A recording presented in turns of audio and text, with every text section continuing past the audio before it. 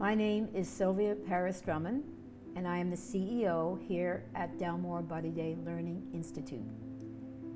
This documentary is called Through Our Eyes, and it explores the Black learning experience in Halifax Regional Municipality. So we are having this filming occur in Halifax Regional Municipality. Once it amalgamated, it's now known as Halifax. Some of the largest numbers of Black communities are located here in this area. It's been created over multiple migrations of folks coming here to Nova Scotia. Halifax Regional Municipality, Halifax, is the largest city. It's an urban area in the Atlantic provinces. Within Nova Scotia, where it's located, which has just crossed over as a province of 1 million in population. About 60% of the province's population is located here in Halifax area. The populations of the 52 to 54 African Nova Scotian communities, historical communities here in Nova Scotia, are a result of multiple waves of immigration, some by choice, some not by choice, here to Nova Scotia.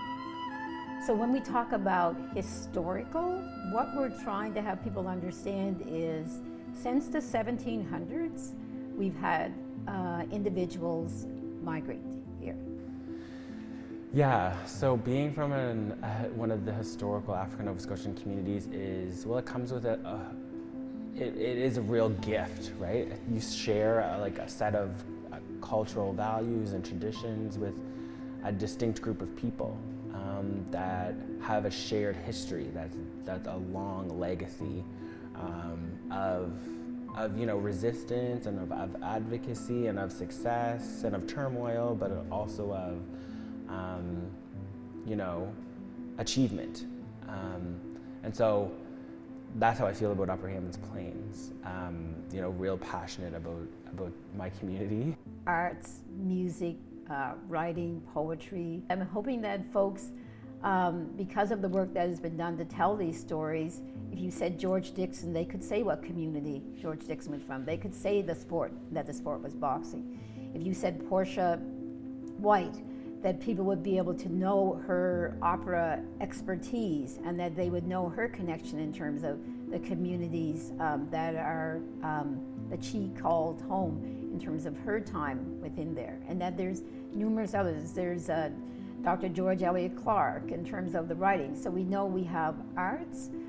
Currently, we have an organization that helps to lead that work and creates the space for people to show their skills. So the African Nova Scotian Music Association, ANSMA, is involved in that kind of leadership role. My name is Julian Matwawana. I'm the Executive Director of the African Nova Scotian Music Association, and some of the schools I've been to are the Carrefour, Caldwell Road, Admiral Westfall, Caledonia, Halifax Grammar, and Citadel High School. Grammar was an interesting time, to say the least. I was mentioning beforehand that it's one of those places that if you don't start your schooling in a private school environment, then it's a big culture shock. It was a culture shock. I was one of probably 2 or 3 Black kids at the school. My name is Robert Downey, and I'm from the community of North Preston, which is the largest Black community in Canada. I am a firefighter. I began school at Nelson Wanda Elementary, and I did my junior high years at Ross Road Junior High, and my high school years were at Cole Harbour High. You had your community with you, whether it be your brothers, your sisters, or your cousins, and even your aunts and uncles are part of the school system as a student support worker, art teacher, whatever there is that would be available for some of our community members. It helped us create a real strong bond moving forward through our educational practices. All right, so my name is Curtis Wiley, and I'm the manager of the Land Titles Initiative, and I went to Hammonds Plains Consolidated Elementary School, Madeline Simons Middle School, Charles P. Allen High School, and St. Mary's University.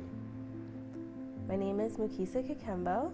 I am a staff lawyer at Path Legal and CEO of Femme Entity Lifestyle Consultation. I went to Bedford South School from grade primary to 9. I went to Charles P. Allen High School, and I'm a 2-time Dalhousie University graduate.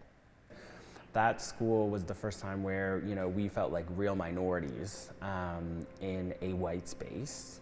And it's located in Bedford, Nova Scotia, so the majority of the students come from Bedford and the surrounding area. So it was predominantly a white school, but of course there was a large Arabic population.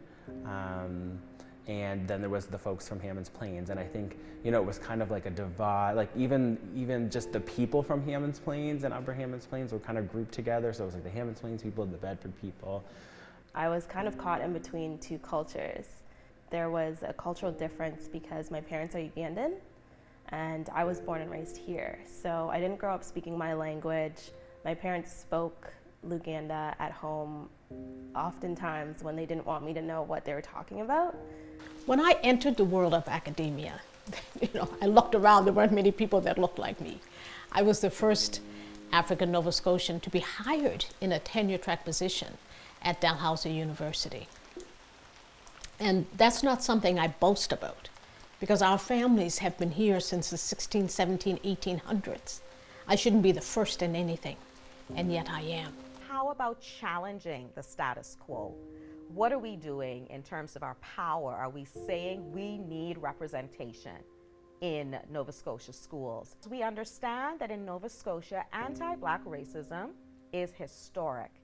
It is connected to the legacy of enslavement that happened here in Nova Scotia, not, you know, over in Ontario, not only in the United States of America, but probably in a neighborhood where we live or a neighborhood near us.